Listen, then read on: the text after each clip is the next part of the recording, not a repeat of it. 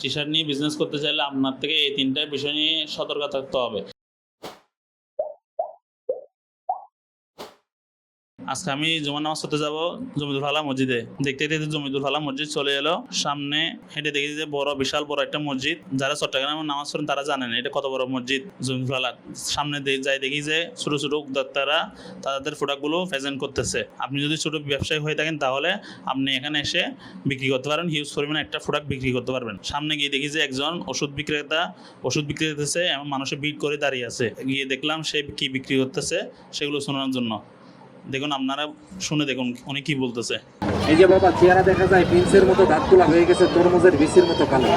এই যে বন্ধু বান্ধবের সাথে পান জর্দা খায় দাঁতের অবস্থা কেরাসিন বানায় ফেলাইছে। দাঁত রাখে নাই, দাঁতগুলোকে আফ্রিকার জঙ্গলের মতো কালো করে ফেলাইছেন। একমাত্র ফ্রি ব্যবহার করবেন। আপনার দাঁত যদি জঙ্গলের মতো হয়ে থাকে তাহলে আপনি ওনার ওষুধগুলো ব্যবহার করতে পারবেন। আমি গত সপ্তাহে একটা নিয়েছি, দেখছি ভালো আউটপুট দেয়। আপনি যদি চট্টগ্রামে থাকেন তাহলে আপনি জমিদুল ফালাহ মসজিদে এসে শুক্রবারে এই ওষুধটা নিতে পারেন। ছোটোটা 50 টাকা আর বড়টা 100 টাকা।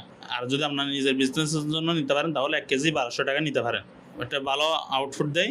আপনার মোটামুটি আপনার দাঁতটা সবসময় পরিষ্কার থাকবে এইটা যদি ব্যবহার করেন। আরও সামনে গিয়ে দেখি যে একজন ভাই টি শার্ট বিক্রি করতেছে। সবচেয়ে সুন্দর ব্যাপার হলো এখানে তাদের নিজস্ব প্রোডাক্টগুলো এখানে এনে তারা বিক্রি করতেছে।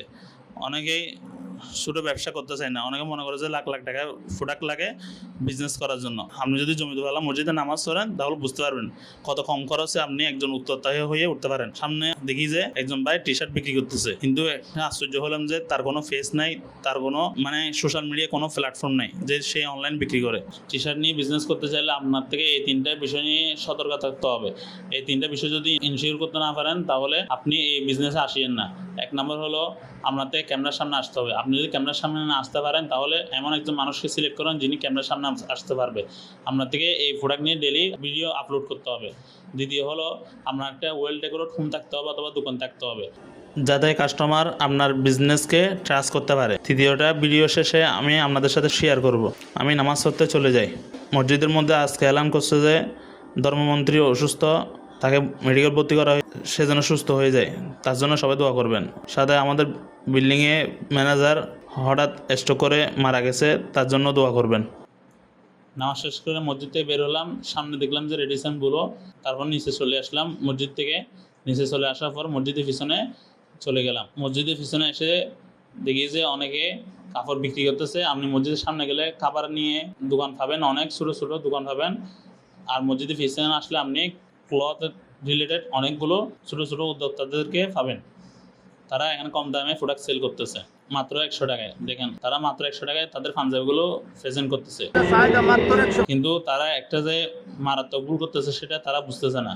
যারা কিনতেছে এই প্রোডাক্টগুলো, তারা যদি কয়েক মাস পর পাঞ্জাবিটা ছিঁড়ে যায়, নষ্ট হয়ে যায়, তখন ওখান থেকে আর তারা পাঞ্জাবি কিনবে না, যার কারণে কাস্টমার দিন দিন কমে যাবে। তাই আপনি কম দামে প্রোডাক্ট বিক্রি না করে ভালো একটা ব্র্যান্ড সিলেক্ট করে আপনি প্রোডাক্টটা বিক্রি করবেন, যাতে আপনি লং টার্ম বিজনেস করতে পারেন। দেখুন, কম দামে প্রোডাক্ট বিক্রি করার কারণে এক ব্যক্তি তার কাপড় খুলে পাঞ্জাবিটা পরা শুরু করে দিচ্ছে, কিন্তু সে যখন 5-6 মাস পর পাঞ্জাবিটা ছিঁড়ে যাবে, ব্যবহারযোগ্য হবে না, তখন সে এখান থেকে আর কোনোদিন প্রোডাক্ট নিবে না। এই পাঞ্জাবিগুলো বিক্রি করতেছে মাত্র 100 টাকায়। তাই আপনি এরকম কম দামে প্রোডাক্ট কোনোদিন বিক্রি করবেন না। আপনি একটা ভালো ব্র্যান্ড সিলেক্ট করবেন, তারপর আপনার প্রোডাক্টটা প্রেজেন্ট করবেন, যাতে আপনি লং টার্ম বিজনেস করতে পারেন এবং কাস্টমার কাছে ট্রাস্ট তৈরি করতে পারেন। এবং কাস্টমারকে কোনোদিন ঠকাবেন না। কাস্টমারকে যদি ঠকান তাহলে আপনি আপনার বিজনেসটা লং টার্ম চালিয়ে যেতে পারবেন না। আর আপনি যদি ছোটো উদ্যোক্তা হতে চান তাহলে জমিদুল ফালাহ মসজিদে এসে একটা আইডিয়া নিতে পারেন যে তারা কীভাবে বিজনেস করতেছে। আপনি যদি 10-15 হাজার টাকা নিয়ে যদি বিজনেস করতে চান তাহলে এরকম একটা আইডিয়া নিয়ে শুরু করতে পারেন। অনেকে বলে যে লাখ লাখ টাকা লাগে বিজনেস করতে, এটা ভুল কথা।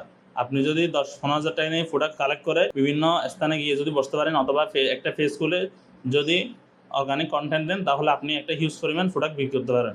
আমি একটু সামনে গিয়ে দেখি যে একজন ভাই কাপড়ের দাগ মুছার জন্য এই ড্রপটা কার্যকর হবে লাগতেছে, সেই জন্য আমি একটা ড্রপ নিয়ে নিলাম। তারপর আমি মসজিদের গেট থেকে বের হয়ে মসজিদের পাশে যে নার্সারিটা আছে, একটা বড় নার্সারি আছে, সেখানে চলে গেলাম।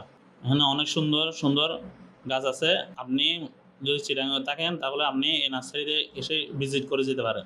যে টি শার্ট বিজনেস নিয়ে নামাজের আগে আলোচনা করতেছিলাম, তার 3 নম্বর পয়েন্ট হলো কম দামে ভালো প্রোডাক্ট সেল করার চেষ্টা করবেন না। কারণ আপনি যদি কম দামে ভালো প্রোডাক্ট সেল করেন তাহলে আপনার কম্পিটিটর যারা আছে তারাও কম দামে সেল করবে, যার কারণে আপনি হিউজ পরিমাণ লসও করবেন। তাই আপনি কিভাবে আপনার টি শার্ট বিজনেস দাঁড় করাবেন সেটা নিয়ে চিন্তা করেন।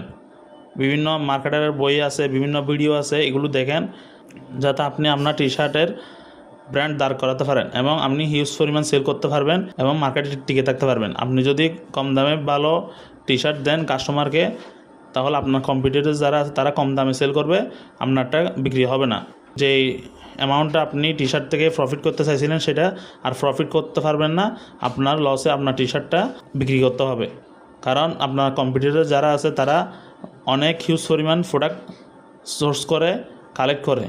আপনি ধরুন 100টা টি শার্ট কিনলেন, প্রতি পিসের দাম পড়লো 150 টাকা, কিন্তু আপনার কম্পিটিটর যারা তারা 1000 পিস অথবা তার থেকে বেশি টি শার্ট নিছে, তখন তাদের প্রতি পিসের দাম পড়লো 50 টাকা, কিন্তু তারা অনলাইন বিক্রি করতেছে 120 টাকা, আপনি বিক্রি করতেছেন 200 টাকা। তাহলে কাস্টমার যে কম দামে বিক্রি করতেছে তার কাছে গিয়ে কিনবে, আপনার থেকে কিনবে না, আপনার যদি কোনো ব্র্যান্ড পরিচিত না থাকে।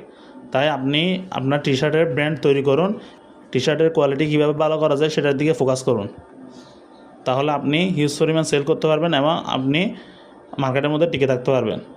নার্সারির মধ্যে আমি একটা হোমের মধ্যে ঢোকার পর দেখেছি অনেকগুলো টপ এখানে আছে, কাপড়ের টপগুলোও দেখলাম অনেক সুন্দর। একটু সামনে গিয়ে দেখি যে মাটির টপ, অনেকগুলো সুন্দর সুন্দর মাটির টপ আছে, সেগুলো একটু দেখলাম এবং হাতে ধরে নিলাম যে কেমন এটা। আপনাদের যদি এরকম টপ লাগে তাহলে এই নার্সারির মধ্যে চলে আসবেন। তারপর আমি আমার ছাদের উপর বাগানের জন্য কিছু কলমি শাকের বীজ নিয়ে নিলাম। নেওয়ার পরে আমার কাজ শেষ, আমি বাড়ির দিকে রওনা হলাম। যদি ভিডিওটা ভালো লাগে লাইক করবেন এবং পরের ভিডিওতে দেখা হচ্ছে।